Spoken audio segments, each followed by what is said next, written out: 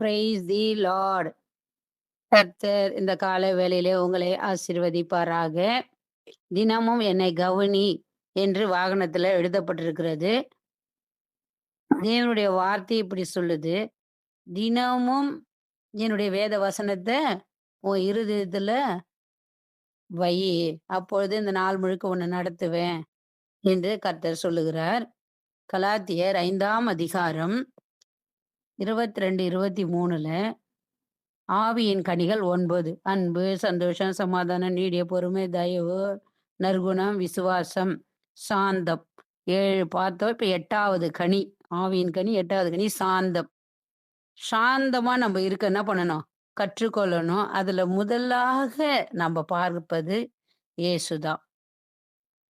மத்தேயு 11ஆம் அதிகாரம் 29 வசனத்துல, நான் சாந்தமும் மனத்தாழ்மையுமா இருக்கிறேன். என் நுகத்தை உங்கள் மேல் ஏற்றுக்கொண்டு என்னிடத்தில் கற்றுக்கொள்ளுங்கள். அப்போது உங்கள் ஆத்துமாக்களுக்கு இளைப்பாறுதல் கிடைக்கும். என் நுகம் மெதுவாகியும் என் சுமை லகுவாக இருக்கும் என்றார். இயேசு சொல்றார். அப்போ நம்மளுடைய ஆத்துமா இளைப்பாறணும்னா அவர்கிட்ட தான் நம்ம போய் என்ன பண்ணணும்? கற்றுக்கொள்ளணும். அவர் தான் நமக்கு முன்மாதிரியே. வேற யாரும் நமக்கு முன்மாதிரியே? அநேக பரிசுத்தவான்கள் இருக்கிறாங்க. அது மாரி நடந்தாங்க. ஆனாலும் நமக்கு முதல் முன்மாதிரி யாருன்னா, ஆண்டவராகிய இயேசு கிறிஸ்து தாங்க. அ ஆண்டவர் சொல்றாரு பாருங்க, நான் சாந்தம், மனத்தாழ்மை. ஆமாங்க. அவர போல ஒரு சாந்தம் உள்ளவர் இந்த பூமியில யாருமே கிடையாதுங்க. அப்போ மத்தேயு மத்தேயு 5ஆம் அதிகாரம் 5ஆம் வசனத்துல, சாந்த குணமுள்ளவர்கள் பாக்கியவான்கள். அவர்கள் பூமியை சுதந்தரித்துக் கொள்வார்கள். நம்ம சாந்தமா இருந்தா தான் நம்ம பூமிய என்ன பண்ண முடியுமா? சுதந்தரித்துக் கொள்ள முடியும் என்று வேத வசனம் சொல்லுது. இன்னைக்கு நம்ம குடும்பத்துல, நம்ம வேலை செய்யற இடத்துல, எல்லா இடத்துலயும் நம்ம என்ன பண்ணணும்? சாந்தமா, அமைதியா ஏசப்பா எப்படி பதில் சொன்னாரோ, அப்படி நாமளும் என்ன பண்ணணும்? சாந்தமா பேச கத்துக்கணும்.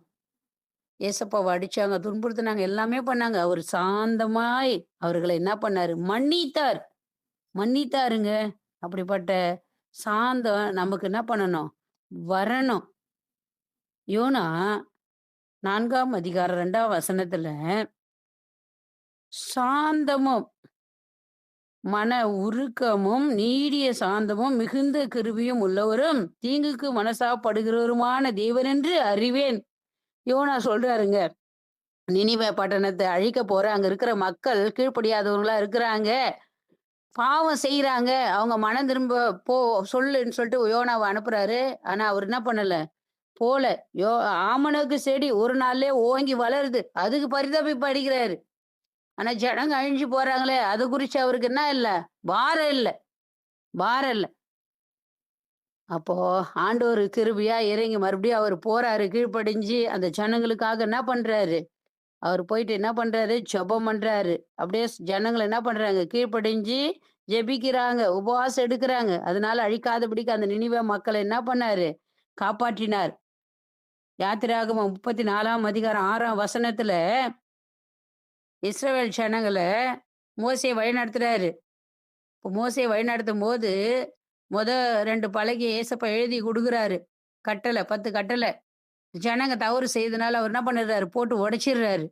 அப்போ மீண்டும் நீ என்ன பண்ண? 2 பலகை எடுத்துட்டு வா. நான் எழுதி தரேன்.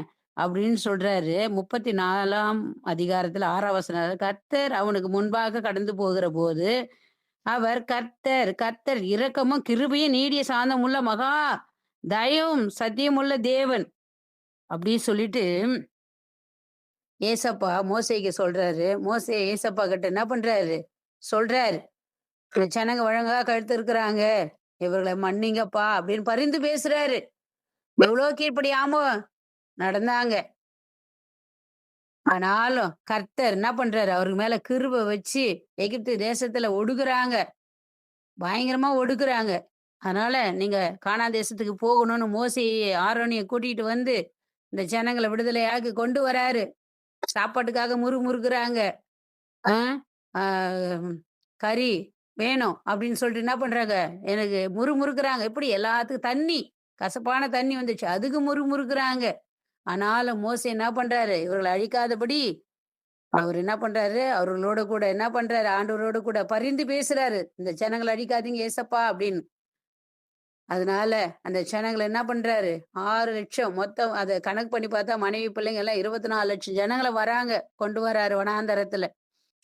ஆனா ஆண்டவருடைய கிருப மோசே மேல இருந்துச்சுங்க. அவர் சாந்தமா ஜனங்கள வழிநடத்தினாரு. இன்னைக்கு நாம குடும்பத்துல, நம்ம வேலை ஸ்தலத்துல நாம் ஆண்டவர போல அமைதியா இருக்கணும். நம்ம ஜெபிக்கலாமா? எங்கள அதிகமா நேசிக்கிற எங்கள் அன்பின் தகப்பனே, ஏசப்பா நீங்க எவ்வளோ சாந்தமா இருந்தீங்க ஆண்டவரே! எவ்வளோ காரியங்கள பொறுமையா இருந்தீங்க அப்பா. அப்படி நாங்க இருக்கணும். அந்த பிள்ளைங்க இருக்கணும். ஆண்டவரே ஏசப்பா, ஆண்டவருடைய கிருப, ஆண்டவருடைய மகிமை இவர்களை தாங்கட்டும். எல்லா தீங்குக்கும் ஏசப்பா விலக்கி காத்தருளும். அந்த ஞானம் உம்மிடத்தில் தான் நாங்க கற்றுக்கொள்ள முடியும் ஆண்டவரே. வேற எங்க போனாலும் எங்களுக்கு கிடைக்காதப்பா. நீங்க எவ்வளோ பொறுமையா, சாந்தமா ஜனங்களை மன்னித்து, நீ ஜீவனுள்ள தேவன் என்பதை இவர்களுக்கு காண்பித்தீரே! அப்படி எங்களுக்கு நல்ல ஒரு சாந்த குணத்தை, இரக்க குணத்தை தருவீராக என்று மனதார வாழ்த்தி ஆசீர்வதிக்கிறேன் நல்ல பிதாவே. ஆமென். God bless you. கர்த்தர் உங்களை ஆசீர்வதிப்பாராக. ஆமென்.